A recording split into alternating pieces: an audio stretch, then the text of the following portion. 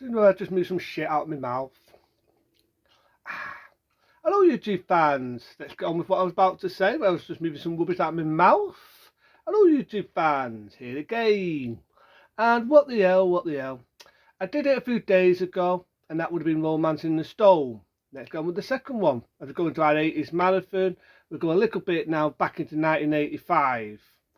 Now, after the success of Romance in the Stone, they decided one year after to do a follow-up called Jewel of the Nile. It's kind of its own movie, this. Again, you've got Kathleen Turner, you've got Danny DeVito, you've got the man himself, Michael Douglas. I'm kind of like this one because it's so similar at first. It's a little bit like the first one. Says he's writing a love story, but instead you've got Michael Douglas, Danny DeVito, they're on a ship. She's a princess, gets saved. You think, wow, this is a date story. Again, she's writing a book. And then you get the epic start-up. It's also now they're getting along. They're sort of like a love couple now, Michael Douglas and Kathleen Turner. But it kind of reminds me of Michael Douglas with his wife. You know his wife? Having Jones. Kind of reminds me of him and her, the age difference. Of course, there's no age difference between Michael Douglas and his woman in this, but it does because it's kind of a funny story. He's a wild guy. He likes to party life. He likes boozing. He likes going on speedboats. He likes deep sea diving. He's into this sort of happy life. He just wants to settle down, write love stories. So you got the idea that they're drifting apart. You know what I mean? Like the Elvis song, we're drifting apart. Well, it's a bit like that. And so they're sort of breaking up. She wants to go out and write stories. She wants to sort of like be a reporter in this. So she gets invited to go to sort of like Iraq.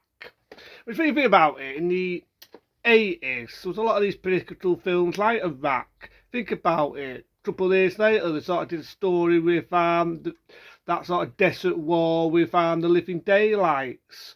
1 year later, Rambo 3 sort of did a similar story, but it's sort of like Iraq. So this was quite interesting, one, because it's to do with Iraq. It's kind of hard to get into this story though, 'cause it's not as thingy as Romance in the Stone.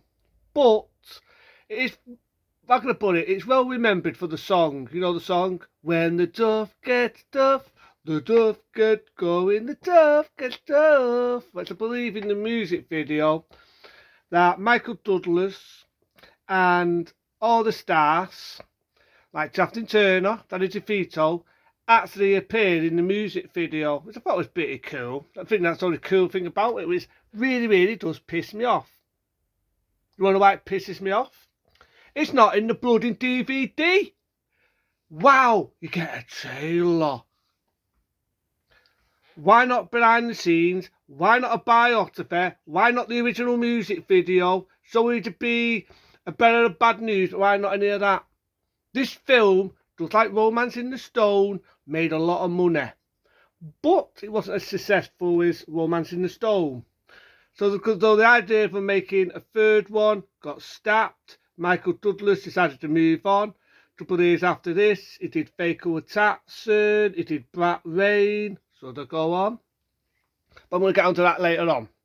So yeah, he's in the desert, it's sort of like Iraq. You've got the idea this guy's a diplomat, you know, he's a bit like, how can I put it? He's a bit like Adam Hussein, this guy. Of course, it's not as vicious, it's not going to be as brutal because it's a mild rating. Again, it's more like a comedy, an action, and an adventure film. So it's not going to be like, you know, people being tortured and any of that, like what was going on in that era of war. But you've got the idea, he's sort of like an Adam Hussein sort of like character. He likes to have women, he likes to own women. He's not a lover, he's a cheaper. And he likes to own women, basically. You know what I mean? He's not a nice man. He's not a nice man at all. Not a very nice man. So Michael Douglas finds that out. One thing I will diff this one, Jewel of the Nile. One thing I'll diff it is you do see a lot more of Danny DeVito than what you did in the original one. And I would say it's more of its own film. It's not nothing at all to do with the original, but it's just good to see the old cast come back. And when we make said that once, it's just good to see the cast come back, you know what I mean? Damn good actors. It's funny when it wants to be funny, but it's not too much in your face. It's not like they're doing stand-up comedian.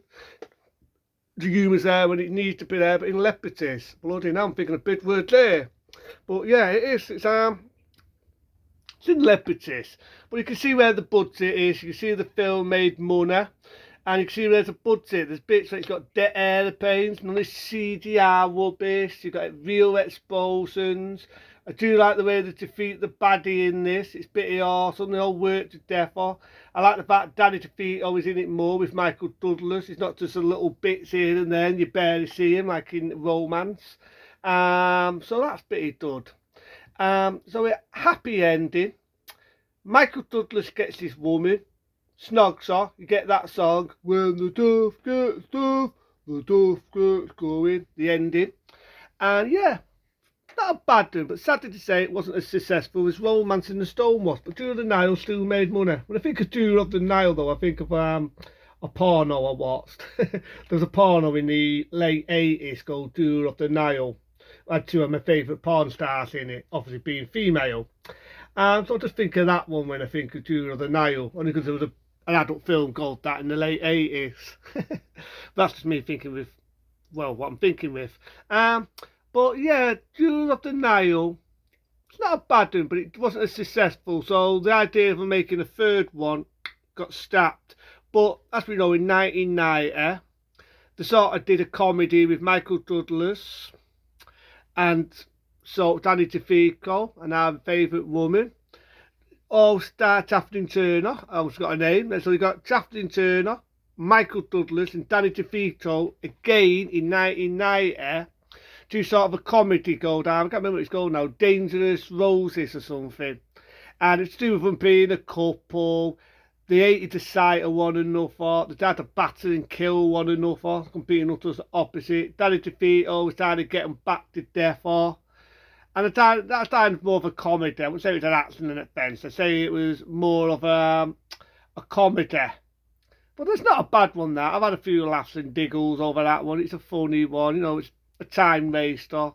But yeah, I don't like that one. But I would have loved to see what would happen if they would have made a third one of this. It's not to be. Michael Douglas now is a bit past it. Chaplin Turner, have you ever seen her these days? And so on. But it's good to go back into films like this. What the hell, I'll just carry on with myself. It's good and fun to go back into that era when you know what I mean. That's why I like doing what I'm doing now, the 80s marathon. I'm going to start to talk about other things, politics, political things that make them funny because the world is a depressing place, let's be honest. Do some more with my mate Sam, which I did the other day, and so on. But into them people, be smart, be safe, and I see you later.